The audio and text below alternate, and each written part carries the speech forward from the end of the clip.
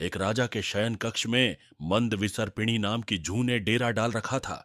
रात को जब राजा सोने जाता तो वह चुपके से बाहर निकलती और राजा का खून चूसकर फिर अपने स्थान पर जा छिपती। संयोग से एक दिन अग्निमुख नाम का एक खटमल भी राजा के शयन कक्ष में आ पहुंचा। जूं ने जब उसे देखा तो वहां से चले जाने को कहा। उसे अपने अधिकार क्षेत्र में किसी अन्य का दखल सहन नहीं था, लेकिन खटमल भी कम चतुर नहीं था। बोला, देखो, मेहमान से इस तरह बर्ताव नहीं किया जाता। आज रात मैं तुम्हारा मेहमान हूं।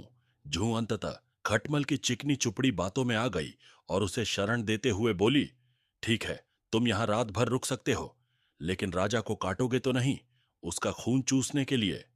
खटमल बोला, लेकिन मैं तुम्हारा मेहमान है, मुझे कुछ तो दोगी खाने लिए, और राजा के खून से बढ़िया भोजन और क्या हो सकता है। ठीक है, जूं बोली, तुम चुपचाप राजा का खून चूस लेना, उसे पीड़ा का एहसास नहीं होना चाहिए। जैसा तुम कहोगी बिल्कुल वैसा ही होगा। कहकर खटमल शयन कक्ष में राजा के आने की प्रतीक्षा करने लगा। रात ढलने पर राजा आया और बिस्तर पर पड़कर सो गया। खटमल सब कुछ भूलकर राजा को काटने दौड़ा और खून चूसने लगा।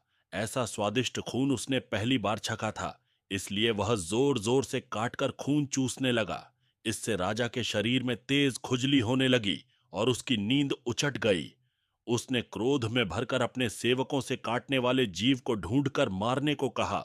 यह सुनकर चतुर खटमल तो पलंग के पाए के नीचे छिप गया, लेकिन चादर के कोने पर बैठी जूं राजा के सेवकों की नजर में आ गई। उन्होंने उसे पकड़ा और मार डाला।